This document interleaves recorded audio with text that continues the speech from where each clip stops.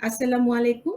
সারা বাংলা legal chambers powered by Premier Bank limited অনুষ্ঠানে আপনাদের সবাইকে আমন্ত্রণ জানাচ্ছি। কোভিড-19 এর এই বৈশ্বিক মহামারীতে আমরা যাদেরকে হারিয়েছি এবং ফ্রন্টলাইনারদের সবার প্রতি দোয়া, শ্রদ্ধা আর কৃতজ্ঞতা জানিয়ে শুরু করছি আমাদের আজকের অনুষ্ঠান। এই দুঃসময়ে বিজ্ঞ আইনজীবীদের চেম্বারে গিয়ে আইন সেবা নেওয়াটা আপনাদের অনেকের জন্যই এখনো সহজ নয়। আর সে কথা চিন্তা করেই আমাদের এই আয়োজন। আমরা আছি আপনাদের পাশে, আমরা আছি আপনাদের পরামর্শ দেওয়ার জন্য। প্রিয় দর্শক, গত 1 নভেম্বর থেকে শুরু হয়েছে আয়কর মেলা। সারা বাংলা legal chambers powered by Premier Bank লিমিটেডের দ্বিতীয় সিজনের গত যে এপিসোডটা ছিল সেখানে আমরা কিন্তু অনেক বিস্তারিতভাবেই ব্যক্তিগত পর্যায়ে আপনি কিভাবে আয়কর রিটার্ন জমা দেবেন সেটা নিয়ে আমরা কথা বলেছি। আমাদের আজকের বিষয় হচ্ছে যে ট্যাক্স এবং ভ্যাট প্রদানে আপনি কতটুকু সচেতন এই বিষয়ে। আমাদের সাথে সম্মানিত আলোচক হিসেবে আজকে আমাদের স্টুডিওতে উপস্থিত রয়েছেন অ্যাডভোকেট শাহ মঞ্জুরুল হক, বাংলাদেশ সুপ্রিম কোর্ট। আপনাকে স্বাগত জানাচ্ছি। এবং আমাদের মধ্যে উপস্থিত রয়েছেন সম্মানিত আলোচক হিসেবে মোহাম্মদ আনোয়ার হোসাইন, মহাপরিচালক জাতীয় রাজস্ব। আপনাকে স্বাগত জানাচ্ছি এবং আপনাদের এত মূল্যবান সময়ের ভেতর থেকেও যে আপনারা সুযোগ বের করে সময় বের করে আমাদের সাথে যুক্ত হতে পেরেছেন সেজন্য আন্তরিকভাবে ধন্যবাদ এবং কৃতজ্ঞতা জানাচ্ছি। স্পেশালি আমরা তো আনোয়ার ভাই আপনাকে দেখতে পাচ্ছি আপনি অন দ্য ওয়ে, আপনি সরকারি কাজেই ব্যস্ত এবং সেই কাজ করতে যেয়ে আপনি এর মধ্যেও আপনি আমাদের সাথে যুক্ত হয়েছেন, সেজন্য ধন্যবাদ। আমি আপনাদের কাছে যাবার আগে দর্শকদের জন্য বলতে চাই যে আজকে দর্শক আপনারা জানেন যে আমাদের অনুষ্ঠানে আইন বিষয়ক কুইজও দেওয়া হয়। কুইজের উত্তর দিয়ে প্রিমিয়ার ব্যাংকের সৌজন্যে আপনি কুইজে নিতে পারেন নগদ পুরস্কার। নিয়মটা বলে দিচ্ছি, আমাদের আজকের যে আলোচ্য বিষয়টি রয়েছে সেটার উপরে থাকবে কুইজ এবং 2টি কুইজ থাকবে। যিনি 2টি প্রশ্নের সঠিক উত্তর দিতে পারবেন সেরকম 2 জনের কাছে পৌঁছে যাবে প্রিমিয়ার ব্যাংকের সৌজন্যে নগদ পুরস্কার। যদি 2 এর অধিক টাকা পাওয়া যায় সেক্ষেত্রে লটারি করে 2 জনের কাছে বিকাশ বা নগদের মাধ্যমে উপহার পৌঁছে যাবে। প্রথমেই আমরা যদি আনোয়ার সেলিম ভাই আপনার কাছে চলে যাই, তারপরে আমরা মঞ্জু স্যার আপনার কাছে আসব। প্রথমে আপনার কাছে জানতে চাইবো যে আমাদের দর্শকদের জন্য আপনি যদি বলতেন যে ভিএটি এবং ট্যাক্স এর মধ্যে তো একটা পার্থক্য অবশ্যই রয়েছে, সেটা কি?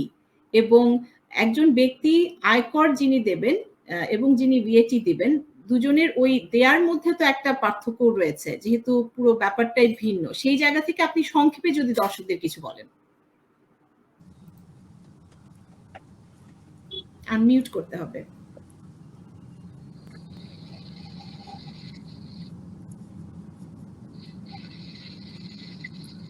আনোয়ার ভাই আপনি শুনতে পেয়েছেন? আনোয়ার ভাই শুনতে পাচ্ছেন?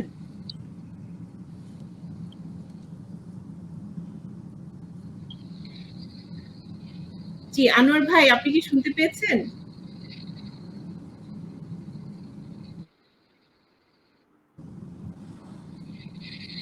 আচ্ছা, আমার মনে হয় যে শুনতে অসুবিধা হচ্ছে। এই সুযোগে আমি একটু যদি দর্শকদের বলে দিই যে আমরা জানি যে ইনকাম ট্যাক্স সেটা হচ্ছে আয়কর এবং ভ্যালু অ্যাডেড ট্যাক্স সংক্ষেপে আমরা সেটাকে ভিএটি বলি বা মূল্য সংযোজন কর। আর একটি পণ্যের জন্য যে মূল্য সংযোজন করা হয় বা ভ্যালু অ্যাডিশন হচ্ছে তার উপর যে করটা দিতে হয় সেটাকেই আসলে বলা হয় ভ্যালু অ্যাডেড ট্যাক্স। আনোয়ার ভাই আপনি কি শুনতে পাচ্ছেন আমাকে এখন? আনোয়ার ভাই শুনতে পাচ্ছেন? আমরা কিন্তু এদিক থেকে আপনার যাত্রাপথের যে শব্দ সেগুলো আমরা শুনতে পাচ্ছি। আচ্ছা, আমি আনোয়ার ভাইয়ের কাছে পরে যাচ্ছি। তার আগে আমরা একটু জেনে নেই। মঞ্জু ভাই আপনার কাছে জানতে চাইবো দেশের মানুষের আসলে কেন এই ভিএটি দেওয়া প্রয়োজন বা এটা কতখানি আমাদের দেশের উন্নয়নের পথে আপনার মনে করেন যে একটা ভূমিকা রাখতে পারে?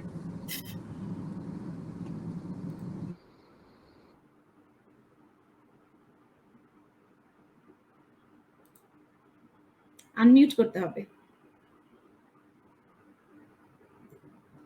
আনমিউট করতে হবে। মঞ্জু ভাই আনমিউট করতে হবে। জি, ধন্যবাদ আপনাকে। প্রথমে আমি বলে নিচ্ছি যে আমাদের রেভিনিউ আর্নিং যেটা করে গভর্নমেন্ট সেটা হচ্ছে জনগণের উন্নয়নের জন্য এবং গভর্নমেন্টের পরিচালনার জন্য সেটা খরচ করা হয়ে থাকে।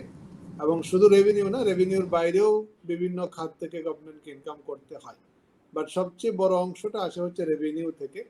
রেভিনিউয়ের দুইটা ওয়েতে রেভিনিউ কালেক্ট হয়, একটা হচ্ছে যেটা আপনি বলেছেন ভিএটি বা ভ্যাট বলি আমরা এটাকে, ভ্যালু অ্যাডেড ট্যাক্স, আর একটা হচ্ছে ইনকাম ট্যাক্স।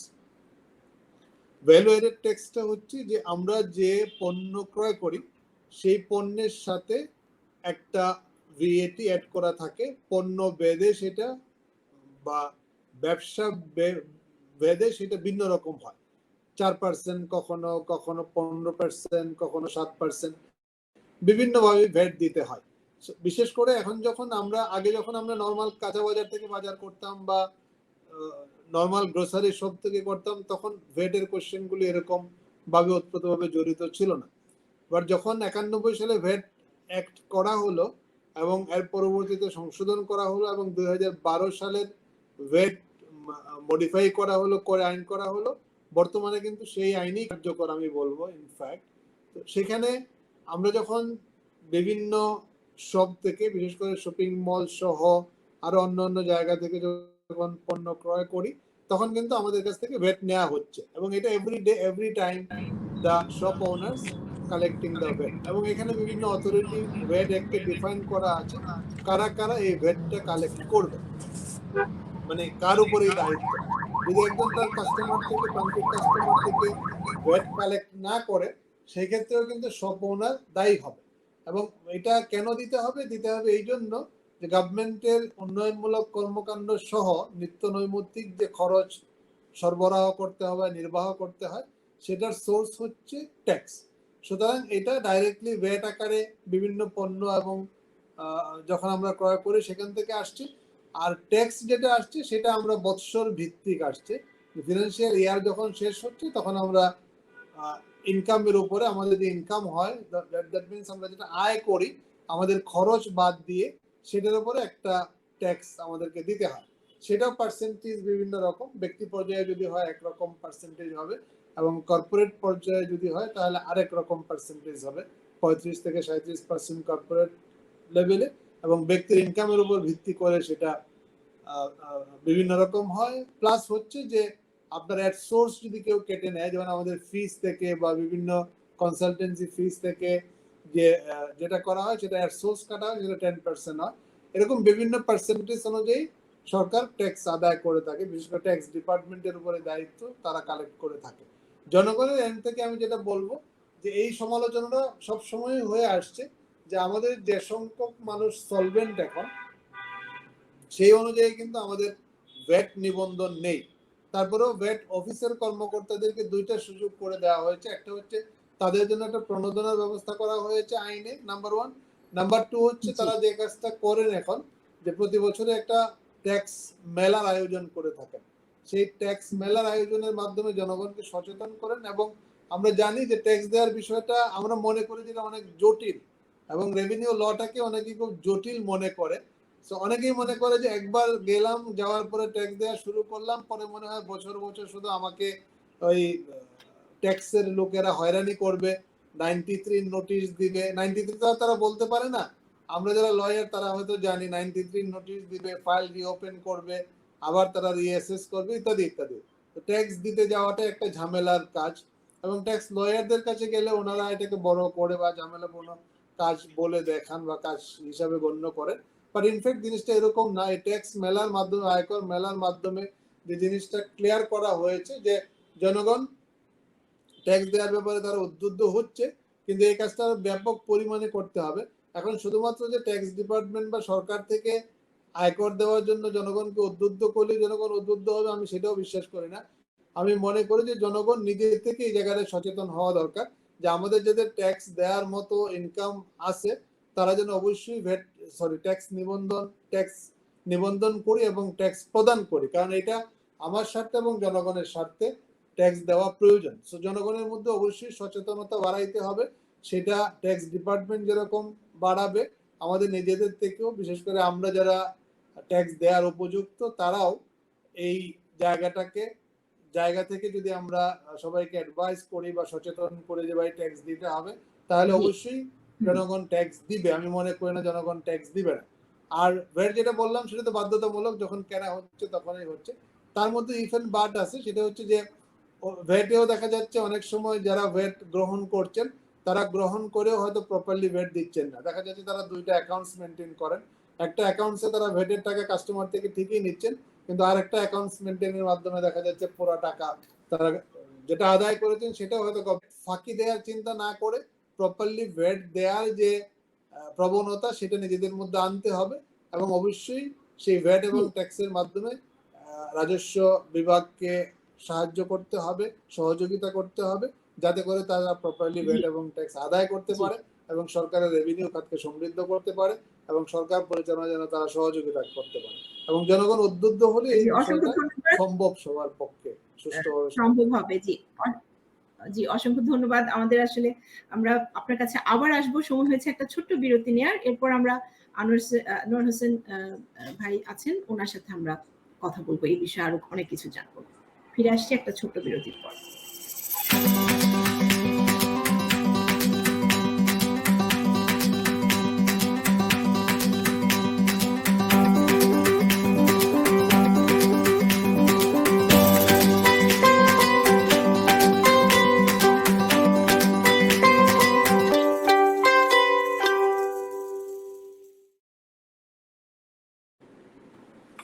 দর্শকদের একটা কুইজ যেটা সেটা দেওয়ারও সময় হয়ে এসেছে। আমি একটু প্রথম কুইজটা শেয়ার করছি স্ক্রিনে।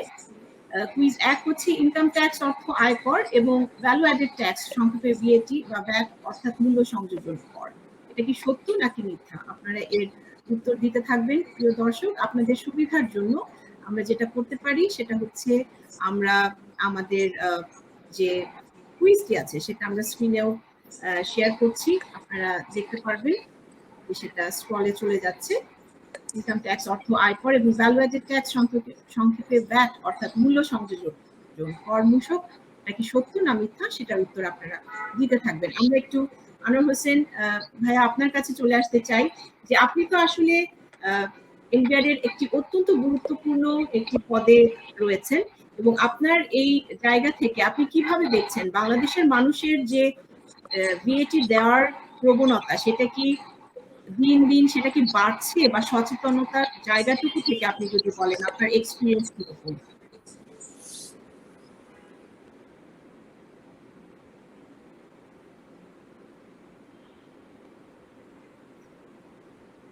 আনোয়ার ভাই মিউট করুন।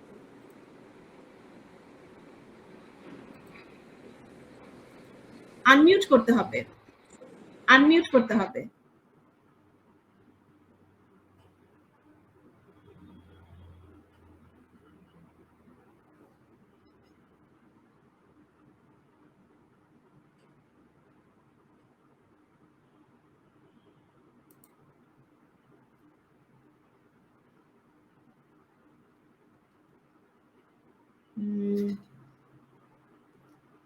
জি, আমার মনে হচ্ছে যে ওনাকে আবার জি একটু আনমিউট করতে হবে আনোয়ার ভাই, আমরা শুনতে পাইনি।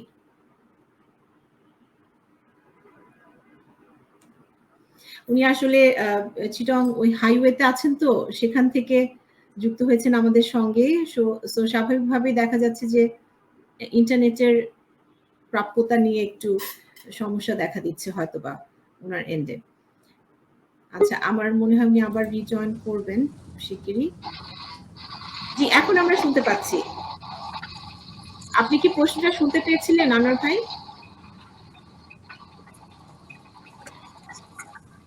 আনোয়ার ভাই প্রশ্নটা শুনতে পেয়েছিলেন?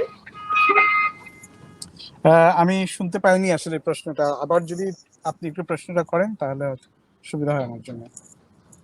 আচ্ছা, আপনি কি আমাকে শুনতে পাচ্ছেন? জি জি অবশ্যই। না, আমি প্রশ্ন, হ্যাঁ আমরা শুনতে পাচ্ছি, আমরা শুনতে পাচ্ছি। আপনার কাছে যেটা প্রশ্ন ছিল যে আপনি তো সরকারের অত্যন্ত গুরুত্বপূর্ণ একটি পদে রয়েছেন, এবং প্রতি বছর এই যে ভিএটি দেওয়ার ক্ষেত্রে বাংলাদেশের মানুষের বর্তমান সচেতনতার জায়গাটুকু কতটুকু, বা আপনারা অ্যাওয়ারনেস কতটুকু গড়ে উঠেছে মানুষের মধ্যে? মূল্য সংযোজন কর তথা ভিএটি যেটা আমরা বলি সহজ ভাষায় ভ্যাট, এটা একটা পরোক্ষ কর ব্যবস্থা। এই ব্যবস্থার মূল নীতিটা হচ্ছে আলটিমেট কনজিউমার যে তিনি মূল্য সংযোজন করটা প্রদান করবেন, অর্থাৎ সেই হিসাবে আমরা প্রত্যেকেই ভ্যাট দিয়ে আসছি যে কোনো ধরনের কনজামশনের উপরে, সেটা যদি কোনো একটা পণ্যের বিনিময়ে কিনে থাকি, অর্থাৎ টাকা দিয়ে যে ধরনের পণ্য বা সেবা যদি আমরা কিনে থাকি সেটার উপরে নির্দিষ্ট হারে আমরা ভ্যাট দিয়ে থাকি। এখন যদি না কোনো ক্ষেত্রে কোনো পণ্য বা সেবার উপরে ট্যাক্স এক্সেম্পট করা না হয়ে থাকে, তাহলে সমস্ত ক্ষেত্রে প্রায় আমরা এই ট্যাক্সটা দিয়ে আসছি। এখন ব্যাপার হচ্ছে যে মূল্য সংযোজন কর একটা খুবই আধুনিক কর ব্যবস্থা। এটা আমাদের দেশে চালু হয় 1991 সালে। অর্থাৎ আমাদের পার্শ্ববর্তী অনেকগুলো দেশের থেকেও আমরা এই বিবেচনায় যথেষ্ট এগিয়ে, যথেষ্ট আগে এই ব্যবস্থা চালু করতে পেরেছিলাম। তখন থেকে আমাদের সাধারণ জনগণের মধ্যে এবং আমাদের যারা ভ্যাট কালেক্ট করেন, ভ্যাট কালেক্ট করা বলতে আমি বোঝাচ্ছি তাদেরকেই, বিশেষ করে আমরা ভ্যাট দিচ্ছি কিন্তু ভ্যাট কালেক্ট করছে যিনি, যার কাছ থেকে আমি পণ্য বা সেবাটা ক্রয় করছি, তিনি ভ্যাটটা কালেক্ট করছেন সরকারের পক্ষ হয়ে, তারপরে তিনি সেটা সরকারি কোষাগারে জমা দিচ্ছেন। সুতরাং যারা ভ্যাট কালেক্টর, আসলে আমরা যাদেরকে ভ্যাট দাতা বলি, তারা কিন্তু যথেষ্ট সচেতন হয়ে উঠছেন ইতিমধ্যে। প্রথম দিকে হয়তো এই বিষয়ে যতটুকু সচেতনতা মানুষের ছিল এবং আইন কানুন নিয়ম পদ্ধতির যতটুকু অস্পষ্টতা ছিল, সেটা ধীরে ধীরে এই লম্বা সময়ের মধ্যে 1991 সাল থেকে এখন 2021 সাল, প্রায় 30 বছরের মতো, এই 30 বছরের মধ্যে মানুষ অনেকটাই অভ্যস্ত হয়ে গেছে করদাতা এবং যারা জনগণের কাছ থেকে কর সংগ্রহ করেন, এবং একই রকম ভাবে সরকারি কর্মকর্তা যারা কর আদায়ের সাথে যুক্ত আছে। এর মধ্যে যা ঘটেছে সেটা হচ্ছে যে, আমি যদি ছোট কিছু স্ট্যাটিস্টিক্স দেই তাহলে ব্যাপারটা বোঝা সহজ হবে। প্রতি বছর আমরা দেখতে পাচ্ছি যে আমাদের যে ট্যাক্সের ক্ষেত্রে প্রবৃদ্ধি ঘটছে 10%-এর বেশি করে, মোটামুটি ভাবে অ্যাভারেজ। সুতরাং এটা কিন্তু একটা বেশ বড় ধরনের প্রবৃদ্ধি বলা চলে। যেমন আমরা 1972-73 সালে যখন দেশ স্বাধীন হওয়ার ঠিক পরপর যে পরিমাণ রাজস্ব আহরণ করা সম্ভব হতো, এখন সেই রাজস্ব আহরণ করা হয় তার প্রায় কয়েকশো, 166 কোটি টাকার মতো বোধহয় ট্যাক্স আদায় হতো। আর এখন সেটা হয়ে গেছে প্রায় 2.5 লক্ষ কোটি টাকার উপরে, 2,60,62,000 কোটি টাকা, যেটা গত অর্থ বছর আদায় হয়েছে। সব মিলিয়ে এটা ইনকাম ট্যাক্স, কাস্টমস এবং ভ্যাট, এই তিনটা মিলিয়ে। সুতরাং মানুষের যে কর সচেতনতা এবং করদাতা যারা আছে, সেটা যথেষ্ট পরিমাণে বৃদ্ধি পাওয়ার কারণেই কিন্তু এতটা প্রবৃদ্ধি অর্জন সম্ভব হয়েছে। যেমন আগে যেটা হতো সেটা হচ্ছে যে আমাদের যে পাবলিক গুডস কেনার ক্ষেত্রে অথবা দেশের উন্নয়ন, রাজস্ব উন্নয়ন ব্যয় মেটানোর জন্য আমাদের যেই অর্থের প্রয়োজন হতো, সেটার বেশিরভাগই আমাদের বাইরে থেকে হয়। আমাদেরকে যেটা করতে হতো সেটা ঋণ অথবা সাহায্য হিসাবে নিতে হতো বেশিরভাগ অংশই। এখন ঠিক তার উল্টা, সেটা আমাদের নিজস্ব যে অর্থ, নিজস্ব রাজস্ব, সরকার যে অর্থ আহরণ করে, সেখান থেকে আমাদের এই উন্নয়ন ব্যয়গুলো নির্বাহ করা সম্ভব হচ্ছে। এটা সম্ভব হয়েছে জনগণের স্বাভাবিক সচেতনতার কারণে।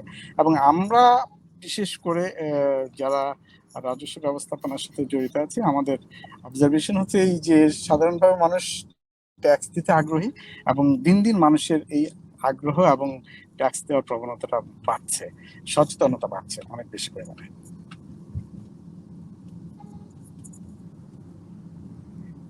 এটা খুবই সুসংবাদ অবশ্যই, যে আমরা নিজেরাই নিজেদের অর্থে উন্নয়নের পথে এগিয়ে চলেছি। ডেফিনেটলি এটা আমাদের জন্য একটা বিশাল বড় একটা খবর।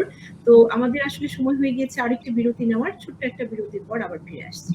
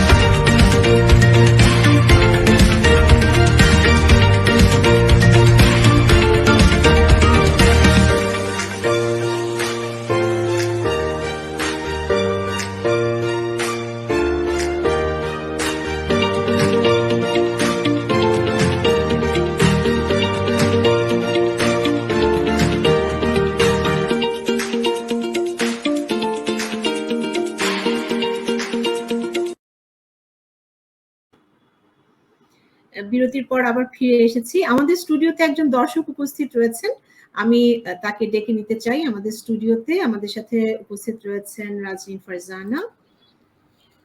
রাজনীন, আপনাকে স্বাগত জানাচ্ছি। আপনার যে প্রশ্নটি রয়েছে আনোয়ার হোসেন ভাই ওনার কাছে, আপনি আপনার প্রশ্নটি করতে পারেন। ধন্যবাদ আমাকে অনুষ্ঠানে ডাকার জন্য। আনোয়ার সাহেব, আপনার কাছে আমি জানতে চাই যে মূসক বলা হয় তো পরোক্ষ করকে, কারণ এখান থেকে কর ক্রেতার থেকে আদায় করা হয়, কিন্তু ক্রেতা সরাসরি এটা সরকারকে দিচ্ছে না, এটা দিচ্ছে বিক্রেতা।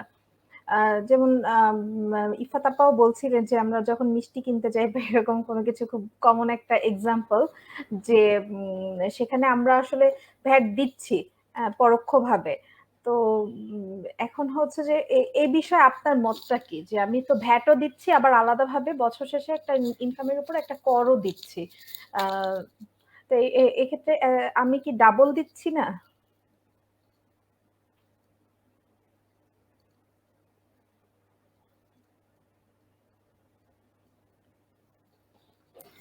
আনোয়ার ভাই, আনমিউট করতে হবে আপনাকে।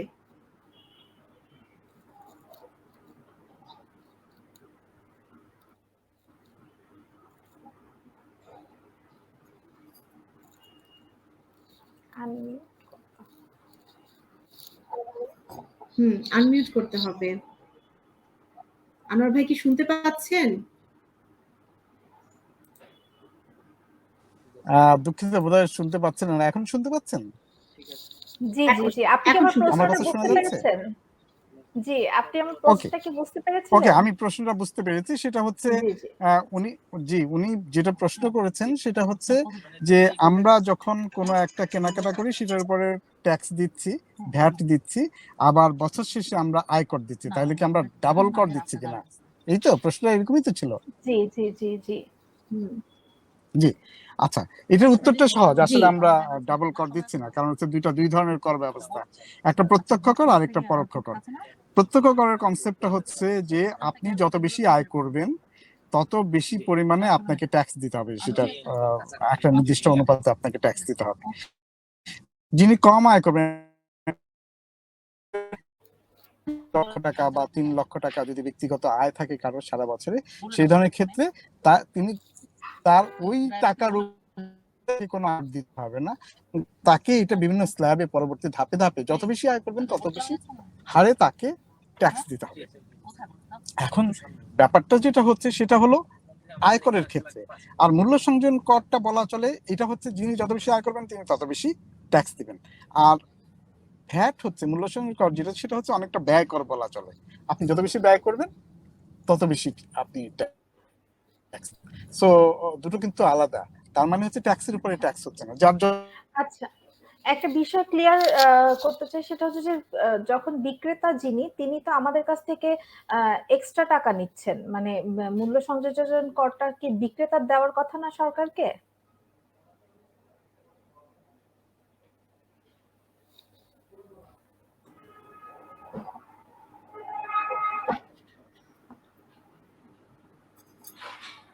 আনোয়ার ভাই, আপনি কি শুনতে পেরেছেন সেই অংশটুকু প্রশ্নের?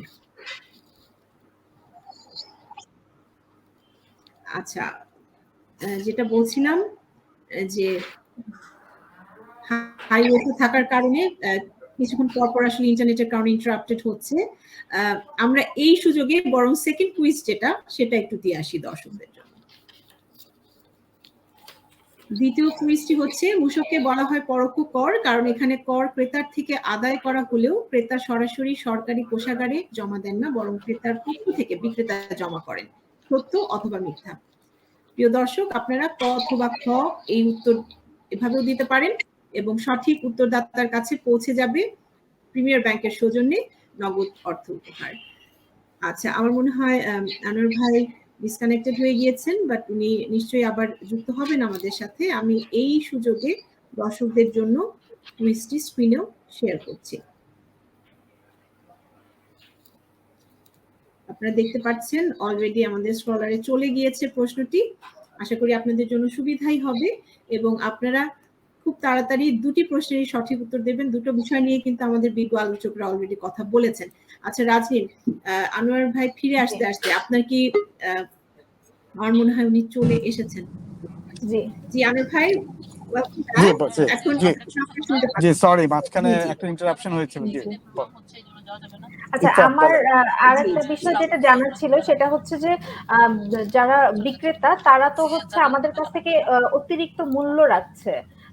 কারণ তাদেরকে হুম আমরা হুম যখন জিজ্ঞাসা করছি যে এই জিনিসটার এত দাম কেন, তখন তারা বলছে যে হুম হুম। আমাদেরকে তো ভ্যাট দিতে হয়, ট্যাক্স দিতে হয়। তো আমরা একটা প্রাইস দিচ্ছি, আবার সঙ্গে হচ্ছে মূসকটাও দিচ্ছি। তো আলটিমেটলি কি এখানে ভুক্তভোগী আমরা ক্রেতারাই হচ্ছি না?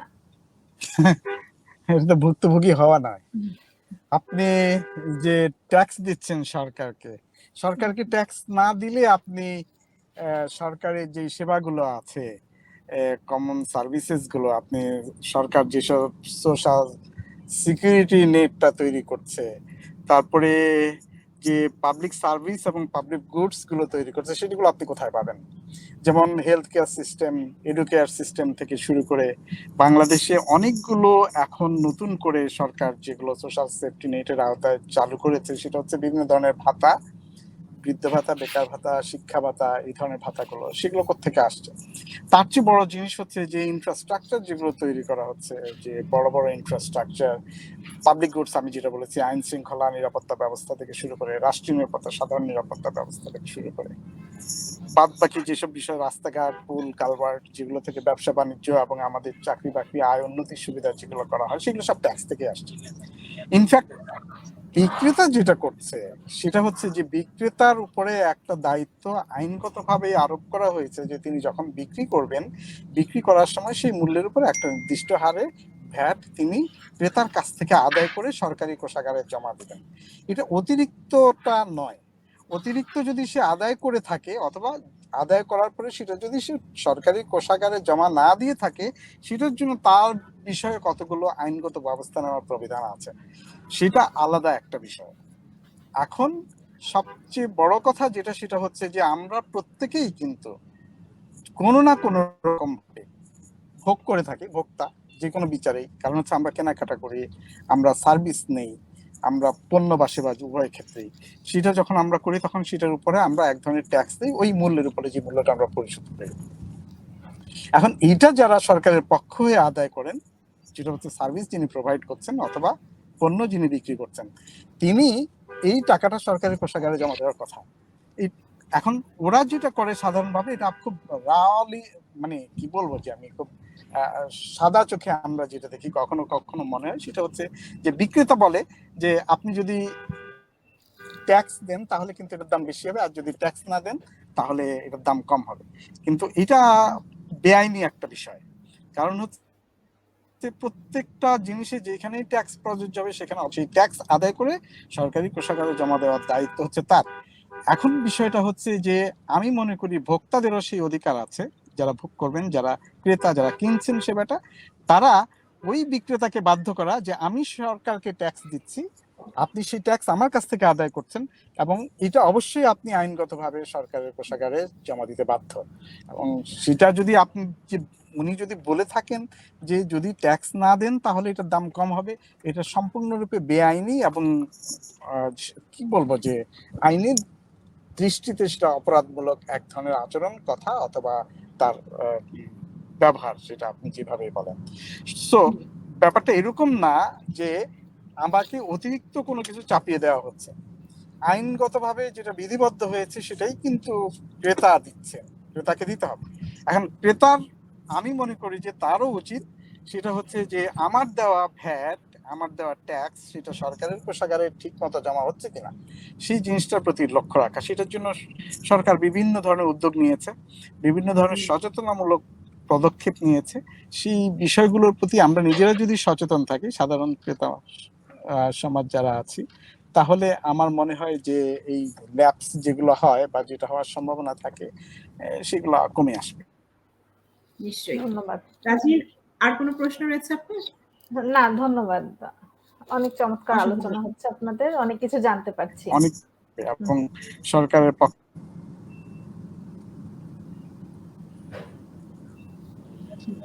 অসংখ্য ধন্যবাদ রাজনীর আমাদের সাথে থাকার জন্য।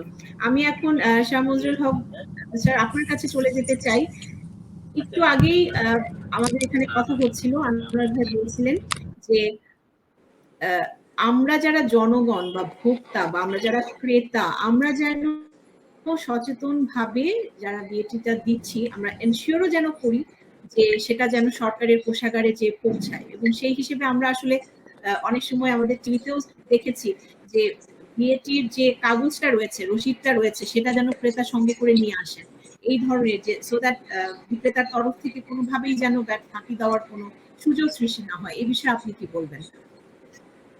জি, অবশ্যই এটা এনশিওর করা দরকার, কারণ একজন বিক্রেতা যদি ক্রেতার কাছ থেকে ভ্যাট নেয়, আদায় করে, তাহলে অবশ্যই সেটা এনশিওর করা দরকার যে সেটা গভর্নমেন্ট এক্সট্রাকারে দিয়েছে। এখন এটা দুই দিক থেকে, একটা হচ্ছে আমরা যারা ক্রেতা তারা যখন ভ্যাট দিচ্ছি তখন অবশ্যই ভ্যাটের রসিদের স্লিপ আমরা নিব, এবং এটা নিলে মোটামুটি শিওর যে সে ভ্যাটের যে চালান তৈরি হয় সেখানে সে অ্যাড করবে বা তার অ্যাকাউন্ট সেটা নিবে। আর একটা হচ্ছে আমি যেটা আগেই বলেছিলাম যে অনেক বিক্রেতাই অনেক বড় বড় দোকান পরিচালনা করছেন, যে আমাদের কাছে যে সমস্ত মামলা মোকদ্দমা আসে, মানে ভ্যাটের মামলাটাই হচ্ছে মেইনলি এই মামলাটাই, যে তারা দুইটা অ্যাকাউন্ট জিনিসগুলো কি এখানে ভিতরে থাকবে আপাতত না নিয়ে যাবে বের করে যখন নিয়ে থাকেন তখন ভ্যাট নিচ্ছেন একটা অ্যাকাউন্টে, আর গভর্নমেন্টকে যখন মোশক চালান জমা দিচ্ছেন তখন পুরো পরিমাণ ভ্যাটের টাকাটা জমা দিচ্ছেন না। হয়তো দেখা গেল 2 বছর 5 বছর 10 বছর পরে ভ্যাট ডিপার্টমেন্ট থেকে বা শুল্ক গোয়েন্দা থেকে লোকজন আসে, এসে তাদের কম্পিউটার সিজ করে তাদের হিসাব সিজ করে, সেখানে দেখা যায় যে তারা হয়তো 20 কোটি 30 কোটি বা 20 লাখ 25 লাখ টাকার ভ্যাট তারা দেন নাই। সো তখন তাদের কাছে এই ডিমান্ডটা করে, এবং ডিমান্ডের পরেই তারা এই সমস্ত মামলা মোকদ্দমাগুলি এসে থাকে। তো ভ্যাটে কিন্তু মামলা মোকদ্দমা অন্য কোনো বিষয় থাকে না, এটাই থাকে যে এই বিক্রেতা, কারণ ক্রেতাকে ধরার সুযোগ এখানে নাই। ভ্যাট দেওয়ার দায়িত্ব হচ্ছে যিনি বিক্রয় করছেন বিক্রেতা, অথবা যিনি সেবা প্রদান করছেন তিনি। তো তিনি যদি ভ্যাট ফাঁকি দেন, ভ্যাট আদায় করে অথবা না করে, ভ্যাট আদায় না করাটাও কিন্তু তার জন্য একটা অপরাধ। সুতরাং সে হচ্ছে এখানে রেসপন্সিবল, এবং ভ্যাট অথরিটি বা ভ্যাট কর্তৃপক্ষ তাদের বিরুদ্ধে ব্যবস্থা গ্রহণ করে থাকে আইনানুগভাবে, এবং তারা তখন এগুলির বিরুদ্ধে রেমেডি খোঁজে। কারো কারো বিরুদ্ধে হয়তো অনেক অন্যায়মূলক আচরণ যে করা হয় না তা না, দেখা যাচ্ছে যে অফিসে এসে মিথ্যা কারণেও হয়তো কোনো কারণে মামলা করে দেওয়া হয়। তো সেই বিষয়গুলিতে সচেতন থাকলে আমার কথা যারা কর দিচ্ছে, সেটা ডাইরেক্ট ট্যাক্স হোক অথবা ইনডাইরেক্ট ট্যাক্স হোক, তাদের সাথে আমাদের যারা ট্যাক্স কর্মকর্তা রয়েছেন তাদের সদাচরণ, তাদের ন্যায়াচরণ এবং তাদেরকে বুঝিয়ে ট্যাক্স ভ্যাট আদায় করা, সেটাই কিন্তু মানুষ এক্সপেক্ট করে। আর যেমন আজকে সকালে আমার একটা ইন্টারভিউ ছিল, সেখানে সরাসরি প্রশ্ন করা হয়েছিল যে যারা ট্যাক্স আদায় করেন তাদের যদি দুর্নীতির ইস্যু থাকে তাহলে কিভাবে অ্যাড্রেস করা হবে। আমি বললাম দেখেন, সেটার জন্য সরকারি ডিপার্টমেন্টের দুর্নীতি বা বেসরকারি ডিপার্টমেন্টের দুর্নীতি বা ব্যক্তি পর্যায়ের দুর্নীতি ধরার জন্য আমাদের একটা দুর্নীতি, তারপর অম্বুডসম্যানের একটা বিষয় ছিল, ইত্যাদি ইত্যাদি। এখন কর্মকর্তাদের জন্য যদি প্রণোদনার ব্যবস্থা থাকে আইনে, যে তারা যদি রাজস্ব বেশি আদায় করতে পারেন তাহলে তাদেরকে প্রণোদনা দেওয়া হবে, সেক্ষেত্রে যারা দুর্নীতির আশ্রয় নেবেন অবশ্যই তাদের বিরুদ্ধে ব্যবস্থা গ্রহণ করার বিষয়ে ডিপার্টমেন্টকে এবং সরকারকে সচেতন থাকতেই হবে। কারণ হচ্ছে এই জায়গাটা দুজনের বিরুদ্ধে কিন্তু অভিযোগ থাকে, যারা ভ্যাট আদায় করেন বা ট্যাক্স দেন, তারা যেরকম ট্যাক্স দিতে বা ভ্যাট অনেকটা বা আইন ততটা মেনে চলতে চান না, ঠিক তেমনি আবার কিছু অন্যায় দাবিও কিন্তু মানুষের কাছে করা হয়। অথবা দেখা যাচ্ছে হিউজ পরিমাণ যখন হয় তখন একটা নেগোসিয়েশন হয় যে অল্প কিছু পরিমাণ দিলে হবে, বাকিটা না দিলে হবে, ইত্যাদি ইত্যাদি।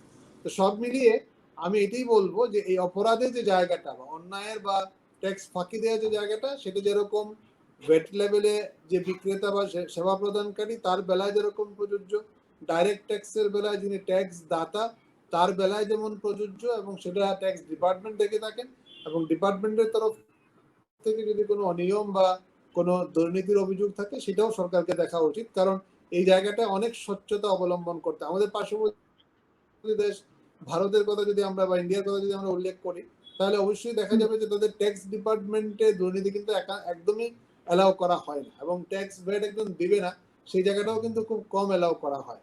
সো এই ডিপার্টমেন্টাল এখন যতটুকু প্রোগ্রেস হয়েছে, অটোমাইজেশন হয়েছে, সবকিছু মিলিয়ে আমি বলবো অনেক প্রোগ্রেস। যারা ট্যাক্স দিচ্ছে তাদের মধ্যেও সচেতনতা আসছে, যেটা আনোয়ার ভাই বললেন, এবং ট্যাক্স এবং ভ্যাটের মধ্যে এখন ডিজিটালাইজেশনের এই সময় এটাও বলা হচ্ছে যে এটা যতটাই ডিজিটালাইজেশন হচ্ছে ততই দুর্নীতি করার সুযোগটাও কিন্তু কমে যাচ্ছে। একদম আমরা ঠিক। যদি করদাতা এবং কর গ্রহীতা বা ইনকাম ট্যাক্স অথরিটি তারা যদি দুইটা গ্রুপ মিলে, আমি যেটা আগে উল্লেখ করেছি যে এখন কর মেলা হচ্ছে, করদাতা যারা তাদেরকে উৎসাহিত করা হচ্ছে, এবং টপ যারা করদাতা 1 to 10 বা 1 to 5 পর্যন্ত বিভিন্ন সেক্টর যারা, তাদেরকে কিন্তু গিফট দেওয়া, মানে কি বলে, তাদেরকে সম্মাননা দেওয়া হচ্ছে মাননীয় মন্ত্রী মহোদয়ের তরফ থেকে, রাজস্ব বোর্ডের চেয়ারম্যান সাহেবের তরফ থেকে যে সম্মাননা প্রদান করা হচ্ছে, উৎসাহিত করা হচ্ছে। তো এই জায়গাগুলি কিন্তু অনেক প্রেস্টিজিয়াস, এবং শুধু সম্মাননাই না, যারা ভালো ট্যাক্স পেয়ার, যাদের গুড রিপিউটেশন ডিপার্টমেন্টে আছে, তাদেরকে কিন্তু ট্যাক্স পেয়ার হিসেবে কার্ড প্রদান করা হচ্ছে, এবং সেই কার্ড কিন্তু তারা বিভিন্ন জায়গায় ব্যবহারও করতে পারছেন যে হ্যাঁ আমি গুড ট্যাক্স পেয়ার। এবং আমাদের যারা ট্যাক্স পে করে তাদের অবশ্যই এই গর্বটা থাকা উচিত যে ট্যাক্স ফাঁকি দেওয়ার চেয়ে বেশি ট্যাক্স দিতে পেরেছি, সেটা কিন্তু অনেক একটা গর্বের বিষয় যে I am good tax payer. এবং ট্যাক্স পেয়ারের যে জায়গাটা, সম্মানের জায়গাটা, সেটা যদি সবাই স্বীকার করে এবং এইভাবে সম্মানিত করতে থাকে, আমি বলবো অবশ্যই মানুষ ট্যাক্স দেওয়ার জন্য উদ্বুদ্ধ হবে, সেটা ডাইরেক্ট ট্যাক্স হোক বা ইনডাইরেক্ট ট্যাক্স হোক। ডাইরেক্টটা তো না দিয়ে কোনো উপায়ই নেই, সেটা বিভিন্নভাবেই মানুষের কাছ থেকে আদায় করার পদ্ধতি এখন যেরকম করা হয়েছে, তাতে করে ইনডাইরেক্ট ট্যাক্স না দিয়ে কিন্তু আর সুযোগ নেই। বা ডাইরেক্ট ট্যাক্সের বেলায় যেটা বলা হচ্ছে যে এখনো যাদের নিবন্ধিত হওয়া দরকার সেই পরিমাণটা কিন্তু অনেক কম। আমরা কিন্তু এখন রাস্তায় বের হতে পারি না গাড়ির জন্য, মানে সত্যি কথা। ইভেন এই যে কোভিড গেল, আমরা সবাই বলছি আমাদের অর্থনৈতিক অবস্থা খুবই খারাপ, কিন্তু আপনি রাস্তায় বের হয়ে দেখেন গাড়িওয়ালা মানুষের সংখ্যা কত। একটা গাড়ি কিনতে গেলে কিন্তু আপনাকে আইডেন্টিফিকেশন নাম্বার দিতে হয়, টিআইএন নাম্বার দিতে হয়, এবং দেখা যাচ্ছে অনেকেই একটা ভুয়া টিআইএন নাম্বার তৈরি করে টিআইএন নাম্বার দিয়ে গাড়ি কিনছে, ফ্ল্যাট কিনছে, কেনার পরে কিন্তু আর কন্টিনিউশন হচ্ছে না।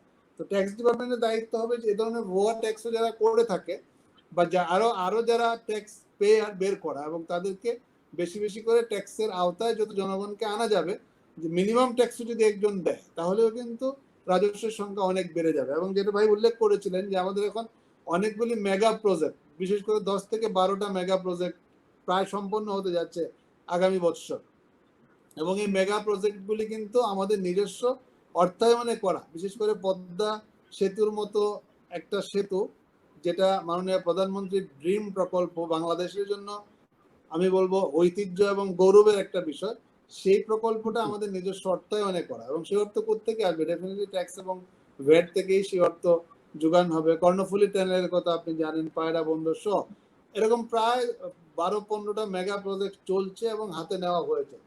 এই যে উন্নয়নটা হচ্ছে জনগণের ট্যাক্স এবং ভ্যাটের পয়সা থেকে, টাকা থেকেই কিন্তু হচ্ছে। আমি আরেকটা বিষয় উল্লেখ করতে চাই যে আজ থেকে 10 বা 20 বছর আগেও কিন্তু আমাদের কর্পোরেট স্ট্রাকচার বা বিজনেস ইনভেস্টমেন্টটা এত ভালো ছিল না যে মানুষের ট্যাক্স এবং ভ্যাট দেওয়ার যে বড় কলে করে দেয়া। বর্তমানে যেটা হয়েছে যে ফরেন ইনভেস্টমেন্ট বেড়েছে, আমাদের ইন্ডাস্ট্রিয়ালাইজেশন বেড়েছে, মানুষের ট্যাক্স দেওয়ার সক্ষমতা বেড়েছে, সব মিলিয়ে যদি এই সংখ্যাটা আরো বাড়িয়ে দেওয়া যায় এবং আমরা ট্যাক্স দেওয়ার বেলায় যদি একটু সচেতন হই, তাহলে আমার মনে হয় যে সরকারের রেভিনিউ যে হারে হবে, এবং সেটার দ্বারা সরকার যেভাবে ডেভেলপমেন্ট কাজ করে যাচ্ছে সেই কাজগুলি করে যাওয়া, ধারাবাহিকতা অব্যাহত রাখা, এবং মাননীয় প্রধানমন্ত্রীর যে গোল 2041-এ উন্নত বাংলাদেশ, দেশকে উন্নত দেশের নিয়ে যাওয়া, সেটা এবং ট্যাক্স এবং ভ্যাটের মাধ্যমেই সম্ভব, আদারওয়াইজ কিন্তু এটা সম্ভব না। সুতরাং আমরা ট্যাক্স পেয়ার যারা তারা এবং যারা ট্যাক্স সংগ্রহকারী, দুইজনে মিলে যদি এই গোলটা অ্যাচিভ করার চেষ্টা করি, আমার মনে হয় যে আমরা আমাদের লক্ষ্যে পৌঁছাতে পারবো এবং সরকারের লক্ষ্যে পৌঁছাতে পারবো। জি, ইনশাআল্লাহ। আমি এখন অসংখ্য ধন্যবাদ স্যার আপনাকে। আমি এখন আনোয়ার ভাই আপনার কাছে জানতে চাইবো, শেষ, আমরা অনুষ্ঠানের শেষ পর্যায়ে চলে এসেছি। আপনিও মনে হয় আপনার গন্তব্যের পথে আবার রওনা হবেন। তো তার আগে অল্প করে দর্শকদের জন্য যদি আপনার কিছু বক্তব্য থাকে। দর্শকদের জন্য আসলে আমার যে বক্তব্য, সেটা আমি আমার আগের বক্তব্যে কিছুটা বলে ফেলেছি। সেটা হচ্ছে যে আমাদের জন্য যেটা সবচেয়ে বেশি দরকার সেটা হচ্ছে সচেতনতা।